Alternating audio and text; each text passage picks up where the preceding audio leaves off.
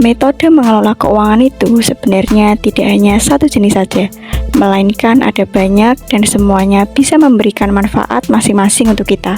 Hanya saja tidak semua orang itu cocok dengan metode-metode tertentu sehingga harus dijelaskan satu persatu.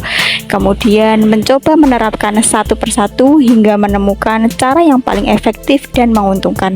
Pada video kali ini aku akan menjelaskan tentang metode keuangan 80/20 yang sudah populer di kalangan masyarakat. Ayo kita bahas.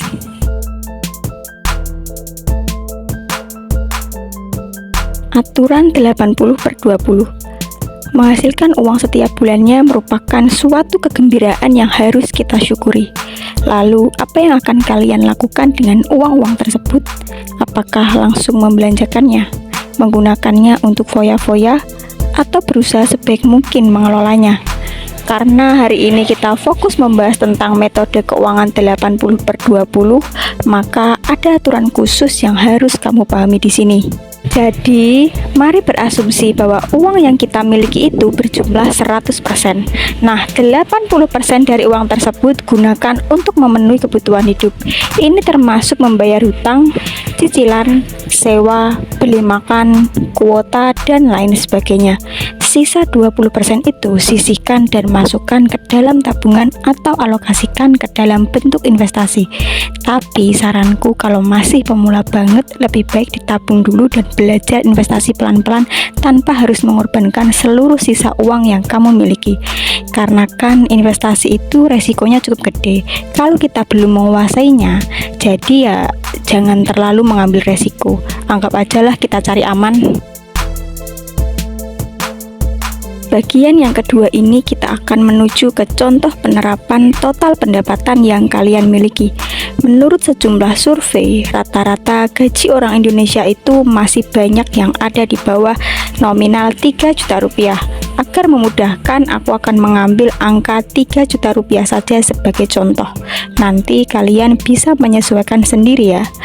Oke, setiap bulannya gaji yang kita dapatkan adalah 3 juta rupiah.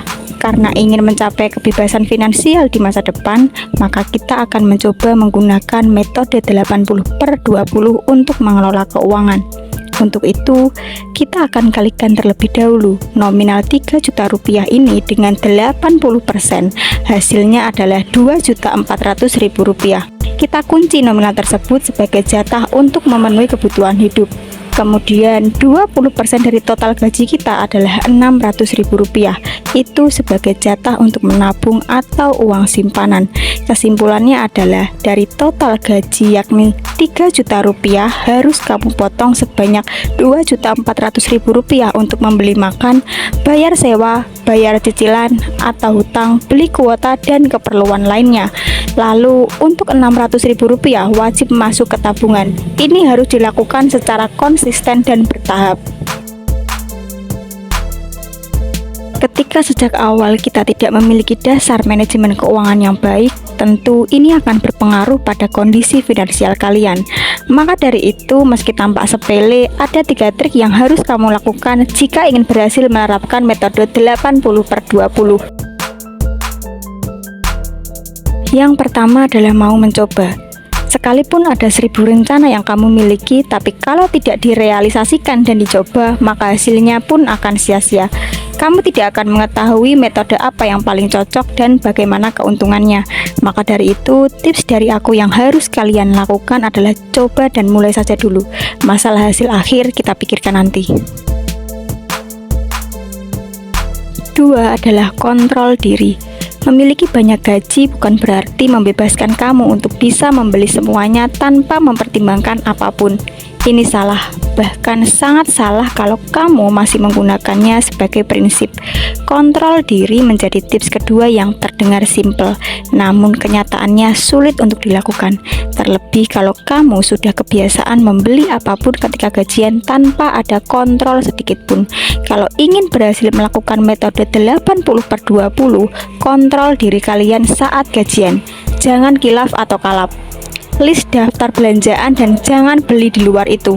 Kalau ingin menyenangkan diri namun tetap hemat, silahkan beli 2 barang yang tidak ada di daftar dengan harga yang standar atau tidak menghabiskan jatah uang belanja. Tiga adalah mindset dan konsistensi. Mindset itu sulit sekali diubah ketika orang memiliki sifat keras kepala dan kolot. Meskipun sudah gajian sendiri dan belum ada tanggung jawab terhadap anak ataupun keluarga, setidaknya pikirkan baik-baik kalau kamu perlu menata masa depan finansial agar bisa stabil bahkan mapan. Ini bukan tentang sekarang, melainkan nanti saat kamu sudah menikah dan usia menua. Jangan sedikit-dikit uang bisa dicari, tapi orang tidak ada yang tahu bagaimana kondisi manusia di masa depan. Jadi persiapkanlah sejak usia muda. Metode 80/20 ini dulunya dipopulerkan oleh Vilfredo Pareto pada abad ke-20. Ini merupakan ahli ekonomi yang berasal dari negara Italia.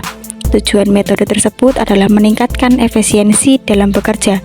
Namun, sekarang metode ini juga sering diterapkan untuk pengelolaan keuangan. Dengan begitu, kalau kamu tertarik untuk mencobanya, silahkan mulai dipraktekkan. Aku juga ingin mengucapkan terima kasih udah mau nonton video aku sampai akhir. Jangan lupa subscribe channel YouTube aku dan share informasi ini untuk berbagi ke semua orang agar mereka tahu bagaimana menerapkan metode 80/20 yang benar. Thank you and see you.